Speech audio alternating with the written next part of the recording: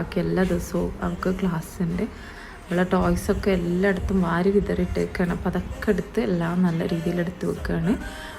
പിന്നെ അനിയത്തി ബിരിയാണി ദമ്മ് ഇടാനായിട്ടുണ്ട്. അപ്പോൾ അവൾ ആ ഒരു പരിപാടിയിലാണ്. അങ്ങനെ ദമ്മിട്ട് വെയിറ്റൊക്കെ വെച്ചിട്ട് ഞങ്ങൾ ബാക്കി ക്ലീനിങ് പരിപാടിയൊക്കെ ഫിനിഷ് ചെയ്ത് കിച്ചണൊക്കെ ക്ലീൻ ചെയ്ത് കുളിയൊക്കെ കഴിഞ്ഞ് വന്നതിന് ശേഷം ബിരിയാണി മിക്സ് ചെയ്യാൻ വേണ്ടിയിട്ട് ഒരുങ്ങി. അപ്പോൾ മിക്സിങ്ങിന് വേണ്ടിയിട്ട് ഒരു വലിയൊരു പാത്രത്തിലേക്കാണ്, കുറച്ച് വൈഡായിട്ടുള്ള സുഖമായിട്ട് മിക്സ് ചെയ്യാൻ വേണ്ടിയിട്ട് ആ വൈഡായിട്ടുള്ള ഒരു പാത്രത്തിലേക്ക് റൈസും മസാലയും മാറ്റിക്കൊണ്ട് നിൽക്കുക കേട്ടോ.